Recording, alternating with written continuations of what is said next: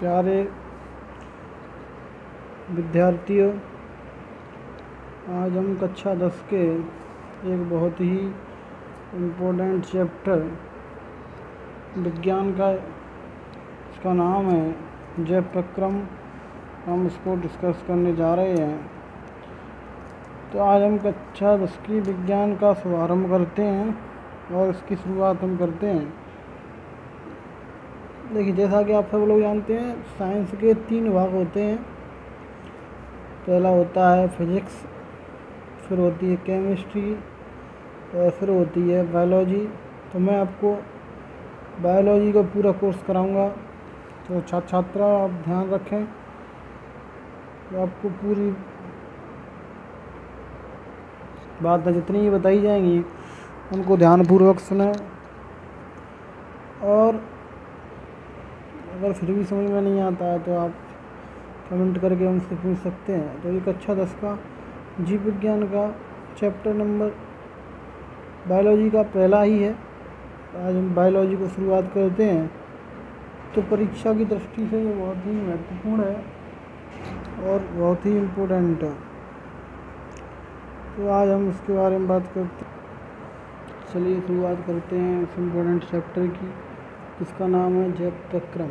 तो देखो विद्यार्थी, पहले हमको किसी भी चीज़ को शुरू करने से पहले हमें अपने सिलेबस की, मतलब पाठ्यक्रम की जानकारी होना बहुत ज़रूरी है कि आखिर में हमें पढ़ना क्या है, करना कैसे है, तब हम जाकर के कहीं सफलता प्राप्त कर पाएंगे।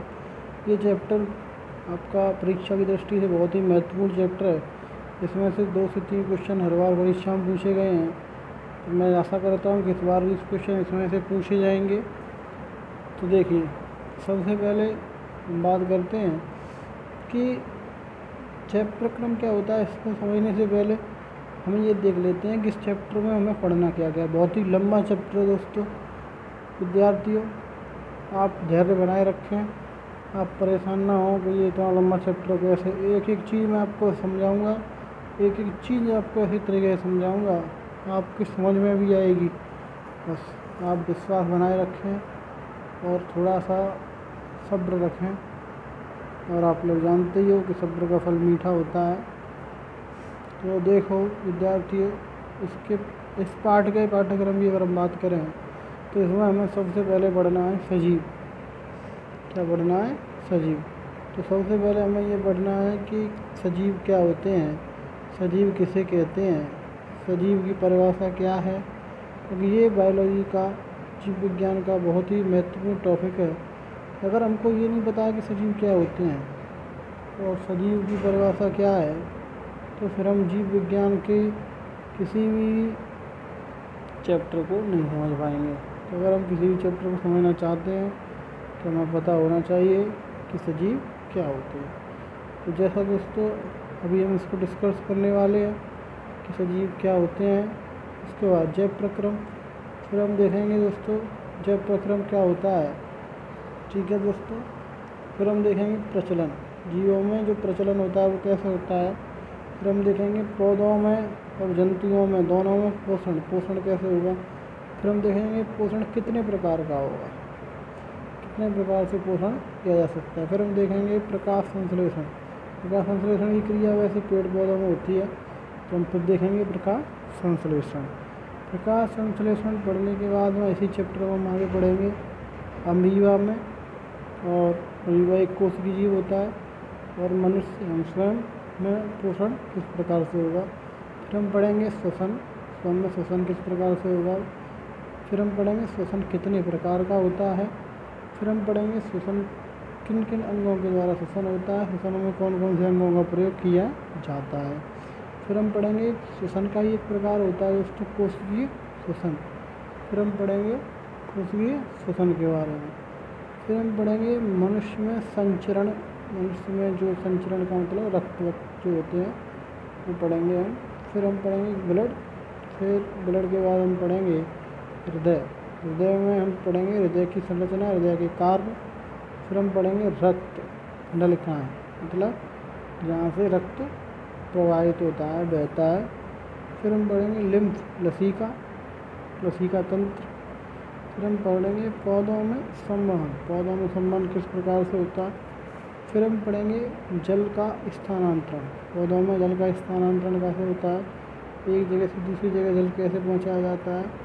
फिर हम पढ़ेंगे पौधों में भोज्य पदार्थों का स्थानांतरण, मतलब पौधों में जो भोजन बनता है वो दोस्तों किस प्रकार से पौधों के अन्य भागों तक पहुंचाया जाता है।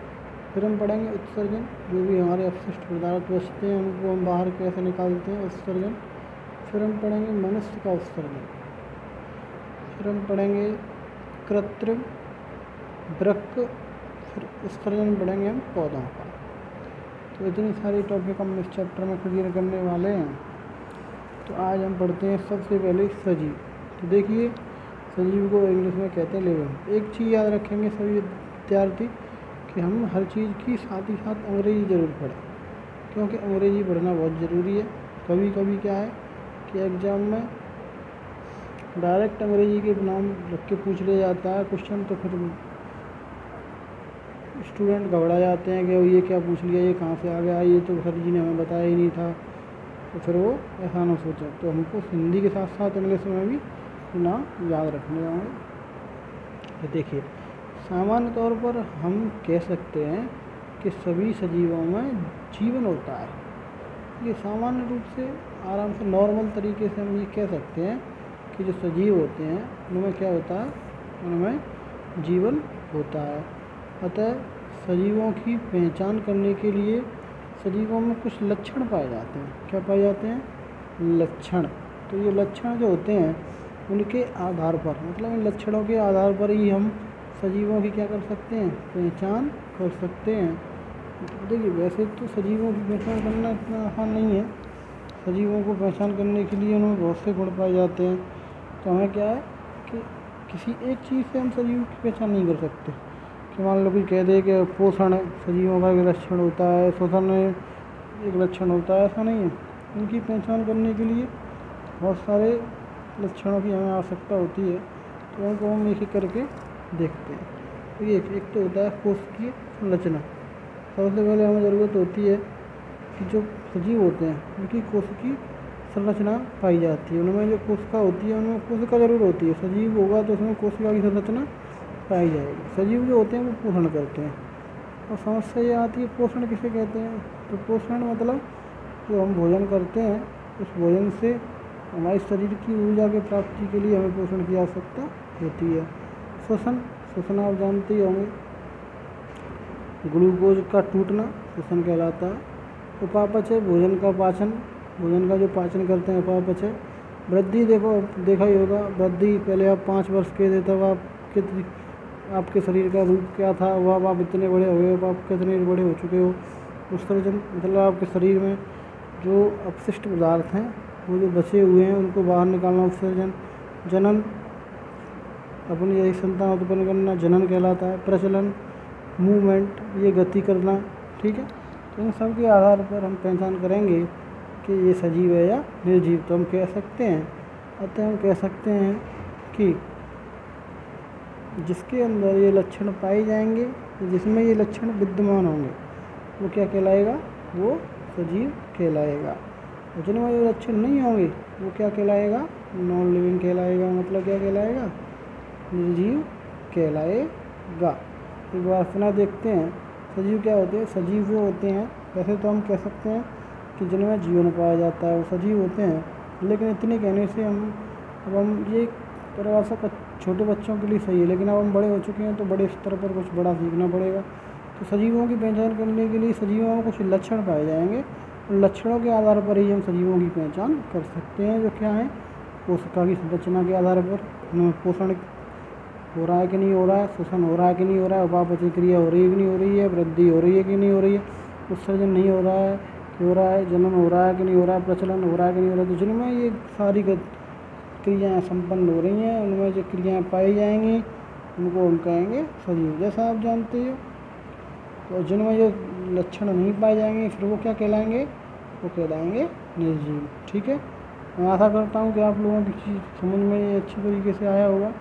अगली वीडियो में हम फिर बात करेंगे जैव प्रक्रम की, और आगे हम इस प्रकार से वीडियो बनाकर आपको पढ़ाता चलूँगा। अच्छा छात्रा, अगर कोई भी चीज़ आपकी समझ में नहीं आती है तो आप कमेंट करके, आप मुझसे डायरेक्ट फ़ोन करके किसी भी सवाल का जवाब पूछ सकते हैं।